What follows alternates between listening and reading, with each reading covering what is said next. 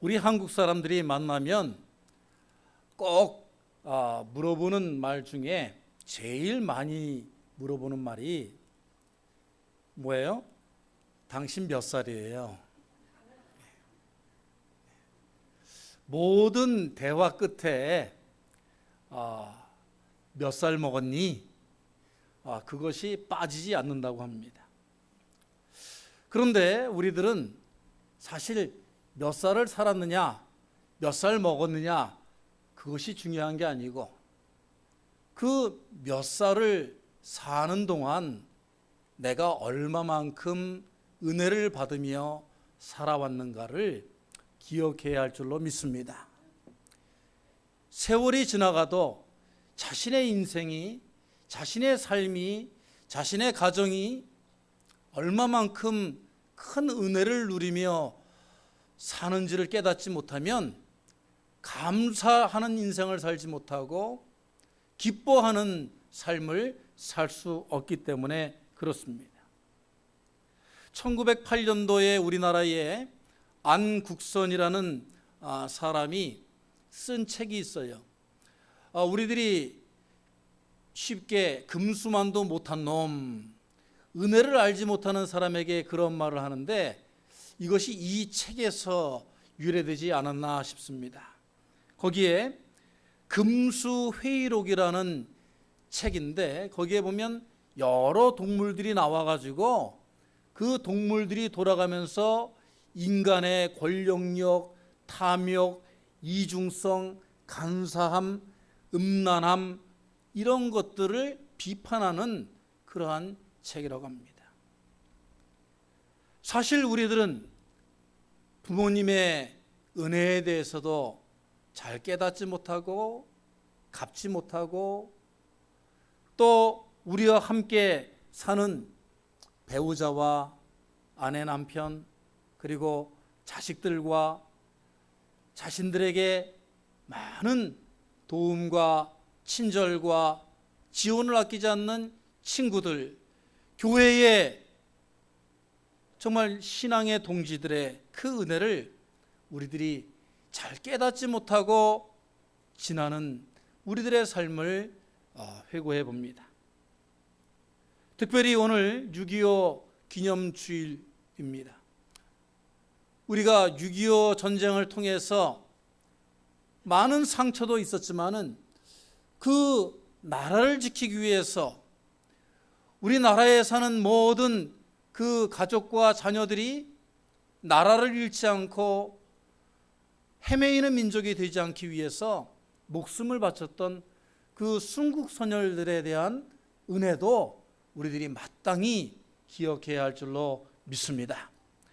그림에 나오지만은 한국이나 이곳 미국이나 자신의 인생을 정말 다른 사람을 위하여 자신들의 그 삶의 동반자들을 위해서 바치는 그들의 숭고한 그 뜻이 있었기 때문에 희생이 있었기 때문에 오늘 우리들이 있다 그렇게 생각을 합니다. 오늘 성령을 우리들에게 보내시는 하나님의 말씀, 예수 그리스도께서 이제 당신의 죽음을 예고하시면서 보혜사 성령을 우리들에게 주신다 그런 말씀을 하셨습니다. 우리 신앙인들은 많은 은혜의 그런 조건들이 있지만은 그 모든 부모, 가족, 친구 이런 모든 은혜들이 사실은 하나님께서 베풀어 주시는 은혜에 기인하고 있음을 우리들이 먼저 인정해야 할 것입니다. 신앙인들은 무엇보다도 그 모든 우리가 은혜를 받을 수 있도록 길을 열어주시고 예비해 주시고 성취케 하여 주시는 하늘의 은혜 가운데 우리들이 하루하루 살고 있음을 먼저 깨달아야 한다는 것입니다. 오늘 15절의 말씀, 보혜사 성령을 우리들에게 보내시기 전에 조건부로 우리들에게 하시는 말씀이 있어요. 15절 말씀을 다시 한번 우리가 읽어볼까요? 너희가 나를 사랑하면 나의 계명을 지키리라. 너희가 나를 사랑하면 이라는 말씀이 보혜사 성령을 우리들에게 주시는 전제 조건이라는 말씀이에요. 그러니까 다시 의역해서 풀어보면 믿는 자들, 예수 그리스도를 따르는 자들은 먼저 예수님을 사랑해야 한다는 거예요. 우리가 누구를 사랑한다는 것은 무슨 의미입니까? 그 사람이 나에게 어떠한 은혜를 베풀어 주었는지를, 그 사람에 대한 고마움을 인정하는 것이 사랑의 출발점이 되는 것이죠. 나에게 얼마나 귀한 존재이고 나를 위해서 얼마나 희생했는지를 내가 인정하는 것이, 그분의 은혜를 깨닫는 것이 사랑의 출발점이라는 거예요. 우리들의 아버지 어머니가 나에게 사랑한다 말은 하지 않았지만은 그분이 나를 위해서 얼마나 많은 것을 베푸시고 감내하시고 이해하시고 나를 양육하기 위해서 주신 모든 은혜가 감사하기 때문에 나는 나의 어머니를, 아버지를 사랑합니다라고 자신 있게 말할 수 있는 것입니다. 그런데 오늘 예수님께서 왜 우리들에게 너희가 나를 사랑하면 이런 말씀을 하실까요? 그것은 우리 인간들이 하나님의 사랑은 마땅한 것이라고 생각하고 예수 그리스도의 사랑은 거저받는 것이라고 생각하고 구원은 우리들이 예수님의 이름만 부르면 우리들에게 이루어지는 일이라고 너무나 쉽게 받아들이기 때문에 은혜를 받아먹고 그에 합당한 사랑을 돌려드려야 되는데, 그 은혜에 대한 응답을 해야 되는데, 그 은혜에 걸맞는 그러한 순종과 충성을 해야 되는데 그것이 안 된다는 것이죠. 오늘날 미국 교회뿐만이 아니라 한국 교회의 최대의 위기가 무엇이냐? 모든 신학자들, 목사님들이 이구동성으로 존 파이퍼 같은 목사님도 말씀을 오늘날 하시는데, 이기적인 신앙인들 때문에 이 교회가, 크리스찬리즘이 병들어가고 있다. 하나님의 사랑은 구하고 바라면서도, 하나님의 사랑은 언제나 내게 있기를 바라면서도 내가 하나님을 사랑하는 자로서 증거를 보여주지 않고 증명하지 아니하는 이기적인 신앙. 교회에 나와서 인간적으로 이기적인 모습을 취하는 것은 그 다음 문제라는 거예요. 하나님과 나와의 관계에서 이기적인 신앙, 하나님과 나와의 올바른 사랑의 관계를 맺지 못하는 그 이기적인 신앙이 하나님의 은혜를 하나님의 은혜로 깨닫지 못하고 하나님의 그 놀라우신 은혜를 어리석고 부족하고 게으르고 죄 많고 타락한 나의 인생을 오늘도 용서하여 주시고 오늘도 감싸 주시고 구원해 주시기 위하여 나를 위하여 말없이 탄식하시는 성령님의 그 간구를 우리가 알지 못한다는 거예요. 그러니까 하나님과 나와의 그 사랑의 관계가 올바르지 않고 어긋나 있고 깨어져 있는데 어떻게 우리가 믿는 자요, 제자요, 따르는 자들이라고 할 수 있겠느냐 하는 것입니다. 신앙인들은 반드시 하나님 아버지의 은혜를 먼저 깨달아야 할 줄로 믿습니다. 오늘도 우리 가운데 살아계셔서 우리들의 그 모습들을 내려다보시고 헤아려 주시고 베풀어 주시는 성령님의 동행하심을, 역사하심을 오늘 이 시간 깨닫고 하나님께 감사하며 돌아가는 은혜의 자리가 되시기를 주의 이름으로 축원합니다. 그래서 오늘 15절부터 17절까지의 말씀을 보면 이 성령님 보혜사의 은혜는 무슨 은혜냐? 함께 하시는 은혜의 영이다 라는 말씀이에요. 너희와 함께 있게 하리니 너희는 그를 아나니 그는 너희와 함께 거하심이요 너희 속에 계시겠습니다. 그렇게 분명히 말씀하고 계시지 않습니까? 우리말로 보혜사, 아니 사실은 우리말이 아니죠. 한문으로 보혜사라는 말은 어떤 뜻이냐? 은혜로 보호하며 가르치시는 선생님이라는 뜻이에요. 헬라어 원어로 파라클레이토스라고 하는 이 보혜사라는 그 의미는 중보자요, 나를 대신해서 변호해 주는 분이시요, 그리고 나를 곁에 서서 격려하고 권고하는 분을 이야기하는 겁니다. 뭐 어렵게 얘기할 필요 없이 나의 약하고 부족하고 힘든 점을 옆에서 채워주고 또 나의 연약한 부분을 강하게 해주시고 나를 아무튼 보살펴 주시는 인도자와 같은 분이시다 하는 것이죠. 영어로 얘기를 하자면 another counselor. 그러니까 하나님, 성령님은 무섭고 우리들에게 불같이 바람처럼 비둘기같이 임하신다 하여서 굉장히 우리들과 동떨어져 있는 분이 아니고 사실은 우리들 곁에 서서 카운셀러처럼 우리들의 어려움을 들어주고 언제 어디서건 우리를 도와주시려고 준비하고 계시는 아주 친절한 그러한 하나님의 다른 존재 양식임을 우리가 깨달아야 합니다. 여러분, 우리 인간들의 인생길, 특별히 우리 이민원 한인분들의 그 삶을 한번 우리들이 생각해 봅시다. 제가요, 한국에서 굉장히 좋아했던 가수가 있는데 어떤 가수냐면은 저하고 같은 성이에요. 알아맞혀 보세요. 조용필이라고. 저는 그 조용필이 정말 한국 역사상이 아니고 인류 역사상 그런 가수가 나오기가 힘듭니다. 그 대표적인 노래 중에 하나가 한500년이라는 노래, 한500년.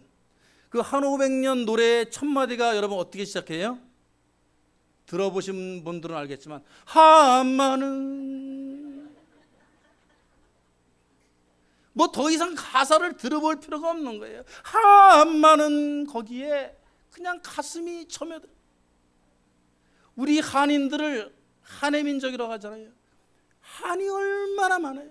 특히 우리 한국에 태어나신 여성분들 정말 한 많은 인생, 짐 많은 인생, 걱정 많은 인생, 눈물 많은 인생을 살아왔잖아요. 그 한 많은 인생을 누구나가 사실은 이해받고 싶어하고 누군가에게 털어놓고 싶어하고 누군가에게 기대지 않으면 살 수 없는 게 우리 인생이라는 그러한 우리들의 마음을 알아주는 거죠. 제가 이제 연세 드셔가지고 자녀들 다 성장시키고 대학 보내고 출가시켜가지고 이제는 참 시원하시고 이제는 좀 재미있게 두 분이서 알콩달콩 사시겠습니다. 그렇게 말씀을 건네면 아마 100분이면 한 95분은 저한테 그런 말씀을 하세요. 목사님, 그건 모르는 소리 하지도 마세요. 숙제가 끝난 줄 알았는데, 부모로서 숙제가 끝난 줄 알았는데 이게 숙제가 끝난 게 아니에요. 이 인생의 짐이 끝난 게 아니라 출가시켜서 잘 사나 그랬더니 이제 새끼 하나 나가지고 새끼 끌고 와가지고 이제 그 새끼까지 키워달라고. 그 아기를 또 보느라고 허리 고장나고 그러면서 봐주는데 애 잘못 봤다고 핀잔 주고 아주 매일매일 숙제가 너무 많다는 거예요. 여러분들이 다 경험하며 사셨겠지만 그 굽이굽이 매일매일 정말 아이들 홈워크와 같이 쌓여지는 우리들의 인생의 그 숙제들을 풀며 우리들이 얼마나 지치고 곤란하고 작아지고 넘어지고 우리들이 눈물을 흘립니까? 그런 우리들에게 함께 해주는 사람이 귀중한 것이죠. 함께 해주는 그 존재가 감사한 거죠. 제가 한국에서 이제 하관 예배를 드리는데 그 남편분이 예술가로 살았어요. 자기는 아주 멋있게 미국 가서 작품 활동도 하고 고생도 많이 했겠지만 정말 이름도 뽐내면서 이제 자기 뒷바라지를 해준 아내한테 뭔가 좀 이제 해줄 수 있는 그런 때가 됐는데 갑자기 그 아내가 암이 걸려가지고 몇 개월 살지 못하고 돌아가셨어요. 그 아내를 땅에 묻는데 그 집사님이 그 아내 그 관 옆에 무릎 꿇고 앉아가지고 하는 말이 뭔지 아세요? 하는 말이 여보 함께 살아줘서 고마워. 함께 해줘서 정말 고마워. 나 같은 놈 속만 새기는 그런 못난 나하고 같이 살아준 게 너무너무 감사하고 고마워. 고마운 거죠. 정말 나와 함께 그 어려운 인생을 나의 그 어려운 마음을 힘든 그 내 손을 붙잡아준 그 사람들이 고마운 것이죠. 정말 우리들의 인생을 생각할 때에 여러분 서로들 쳐다보면서 어떤 생각들을 하십니까? 개인이 다 그 사정들을 들어보면 다 불쌍해요. 다 불쌍한 인생들을 살고 있어요. 정말 얼마나 불쌍한지 어쩔까나 싶을 정도로 맴이 아픕니다 하는 그러한 말이 저절로 나올 정도로 그 인생들 너무너무 힘든 인생길을 살아내려고 불쌍한 인생들을 살고 있어요.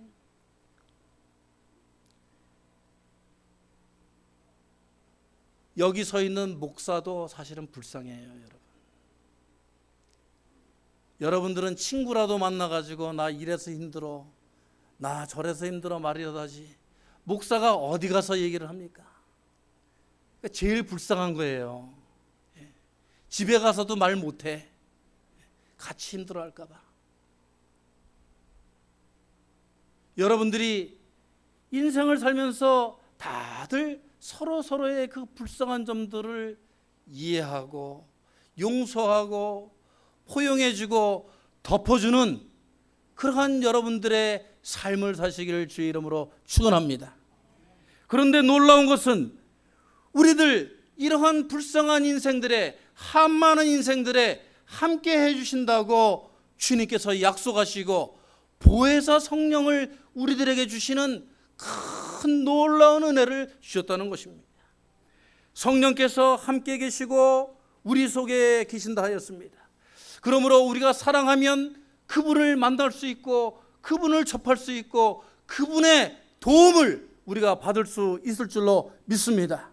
왜냐하면 로마서 8장 26절 말씀에 보면 이와 같이 성령도 우리의 연약함을 도우시나니 우리는 마땅히 기도할 바를 알지 못하나 뭐라고 그랬어요? 오직 성령이 말할 수 없는 무엇으로? 탄식으로 우리를 위하여 친히 간구하시느니라. 우리를 위하여 성령께서는 같이 살아주는 사람을 넘어서서 그분은 우리를 위해서 탄식으로 우리를 도우신다. 도우신다.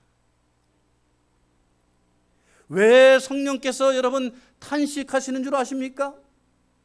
너무나 짠해서, 너무나 불쌍해서, 너무나 어리석어서 탄식하시는 거예요. 저는요 어릴 때 우리 어머니한테 불만이 있었어요. 우리 어머니는 기도를 하시면 꼭 우셔.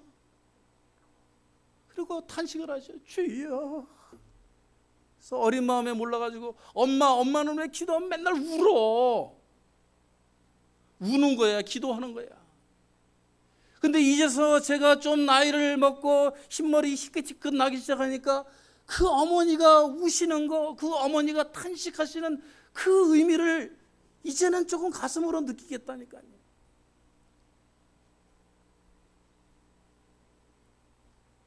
여러분, 우리들도 탄식하면서 자녀를 위해서 기도하는데 하나님 거룩하신 성령께서 우리들의 삶을 보시면 저 녀석 저것 좀 이제 제대로 정신 차리고 살아야 되겠는데 맨날 생각하는 게 죄질 생각, 맨날 속일 생각, 거짓된 생각, 어긋난 생각만 하고 있는 우리들의 삶을 보시면 성령께서 얼마나 깊은 탄식으로 우리를 위해서 기도하실까? 우리들이 이 시간 하나님의 그 탄식의 은혜를 깨닫는 자리가 되시기를 바랍니다. 우리 성령 하나님은 우리를 위하여 대신하여 탄식함으로 기도해 주시고 도와주시고 우리의 어려움을 들어주시고 우리가 주님을 믿기만 하면 우리가 주님의 은혜를 누릴 수 있도록 도와주신다고 했습니다. 이러한 어머님과 같은 이러한 친절한 나의 동반자와 같은 성령님을 고백하시고 받아들이시고 동행하시는 여러분의 인생길이 되시기를 다시 한번 축원합니다. 옆에 분에게 한번 해보시겠어요? 행복하시죠? 감사합시다. 성령님이 당신의 동반자이십니다.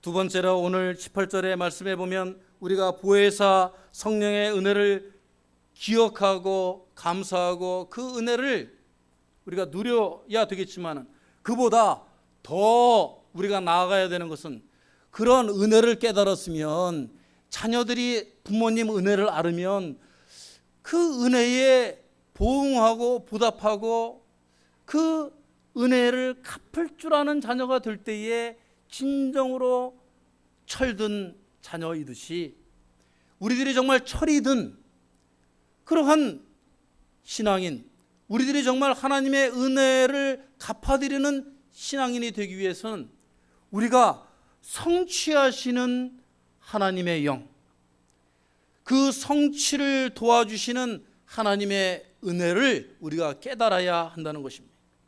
오늘 18절 말씀을 보면 내가 너희를 고아와 같이 버려두지 아니하고 너희에게로 오리라.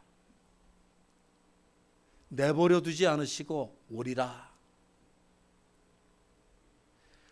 그 말씀은 바로 하나님께서 성령을 통하여서 우리들의 삶을 약속하시고 그 약속하신 대로 성취하시겠다는 로고스, 진리의 말씀입니다.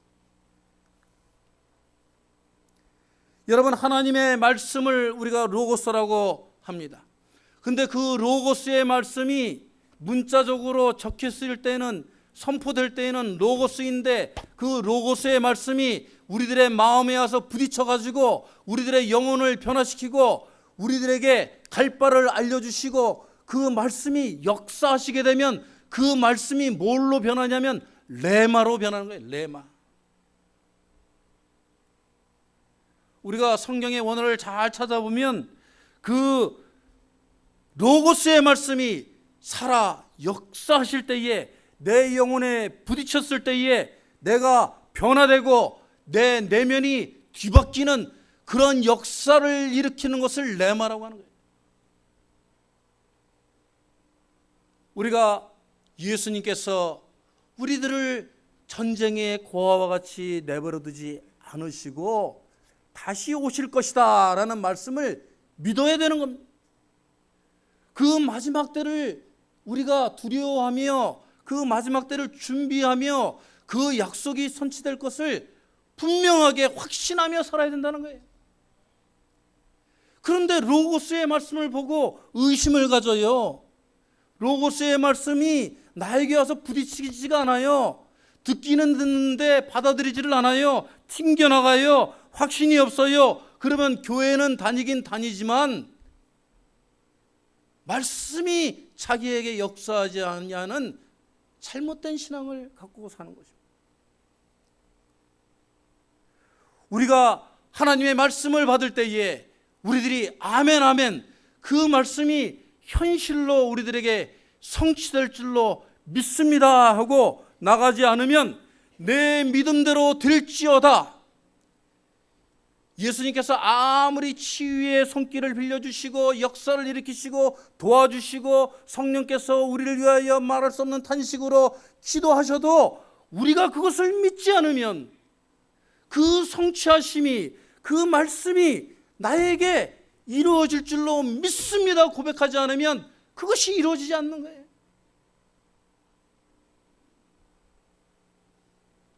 우리 한국교회 신자들 중에 이런 불확실한 신자들을 뭐라고 부르느냐?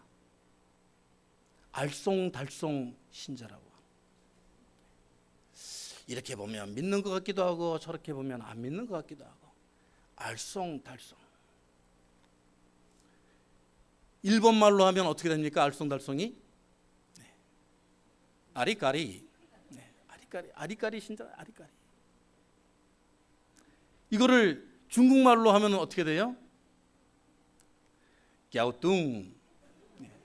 갸오뚱 신자, 갸오뚱. 그걸 독일말로 하면 뭐예요? 하는 김에 다 해봅시다. 독일말로 하면 에메모호. 에메모호 신자, 에메모호 신자. 다음에 그것을 또 프랑스 말로 또 하니까 아리송 신자가 돼요. 마지막으로 아프리카 말로 하면 뭐가 돼요? 긴가 민가.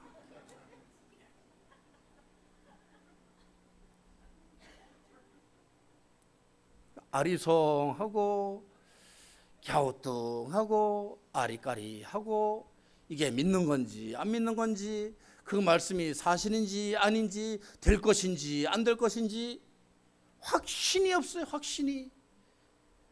로고스의 말씀은 여기 살아계시고 로고스의 말씀은 매주 우리들에게 주어주시는데 그 말씀이 나에게 부딪혀 역사하지를 못해요. 레마가 되지 못해요. 말씀이 살아 생동감 있게 역사하지 못하는 것은 내가 그 말씀을 믿고 의지하고 성취될 줄로 주여 확신합니다는 고백이 없는 줄로 믿습니다.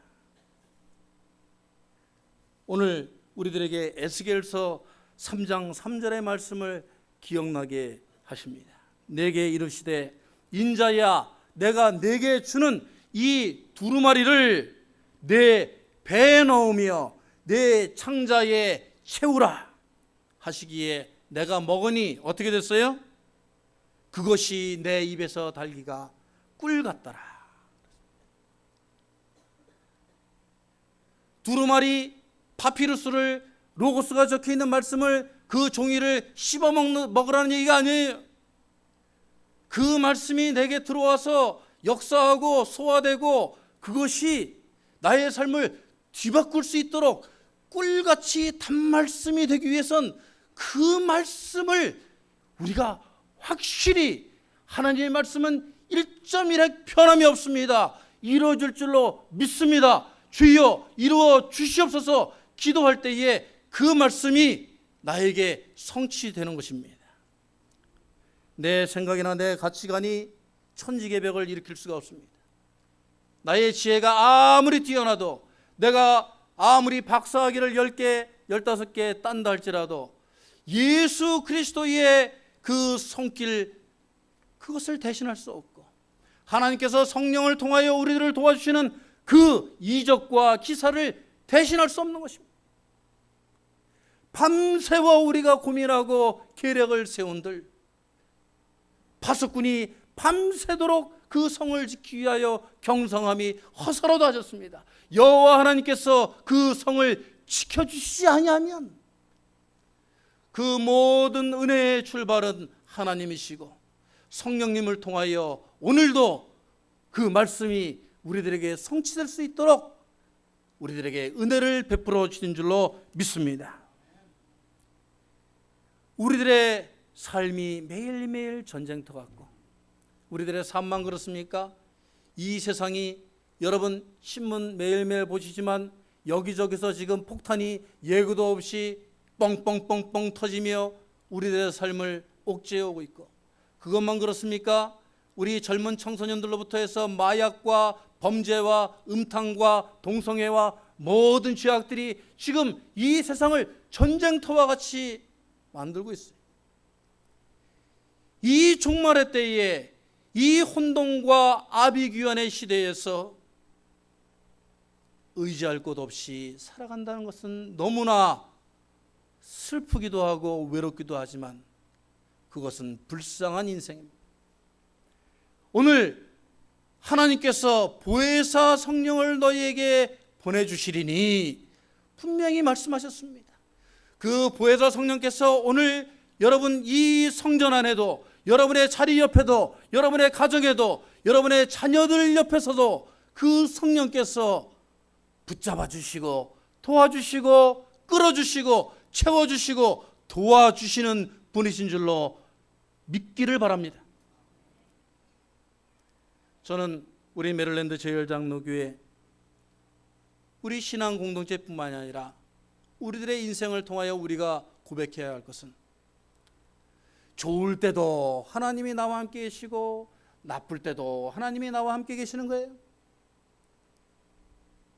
하나님께서 우리에게 좀 더해 주실 때는 할렐루야 하나님이 살아 역사하십니다, 하나님 감사합니다 하다가 조금 나에게 부족한 일이 생기고 어려운 일이 생기고 하면은 하나님이 나를 버리셨나 봐, 하나님은 성격도 이상하셔,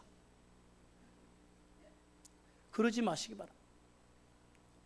우리가 학교에서 수학을 배울 때 여러분 뭐부터 맨 먼저 배워요? 산수 배울 때 뭐부터 배워요? 더하기부터 배우죠. 그 다음에 뭘 배웁니까? 빼기를 배웁니다. 그 다음에 무엇을 배웁니까? 곱하기를 배우는 거예요. 하나님께서 우리에게 더하기의 인생을 가르쳐 주시면 분명히 우리들의 어리석음과 부족함 때문에 빼기의 역사를 또한 우리들에게 주십니다. 그 빼기의 뺄셈의 그 역사를 잘 견디고 잘 통과해야 하나님께서 곱하기의 역사를 주실 줄로 믿습니다.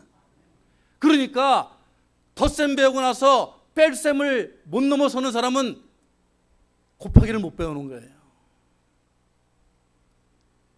우리들의 가정도 마찬가지요, 우리들의 개인의 영혼도 신앙도 마찬가지요, 우리 교회 공동체도 마찬가지일 줄로 믿습니다. 분명히 하나님은 더해 주십니다. 그 다음에 뺄 건 빼십니다. 그 뺄셈의 역사를 잘 견뎌내고 잘 극복하면 하나님께서 우리들에게 곱하기의 역사를 더해 주실 줄로 저는 확실히 믿습니다. 보혜사 성령께서 우리를 도와주시기 때문에 우리들의 어려움을 헤아리시고 우리들의 간절함을 헤아리시고 우리들의 필요를 이미 아시고 성취해 주실 것이기 때문에 믿음만 있으면, 그 은혜에 대한 감사만 있으면, 그 은혜에 대한 사랑만 있으면 하나님께서 우리들에게 넉넉히 곱하여 주실 줄로 믿습니다. 기도하겠습니다. 하나님,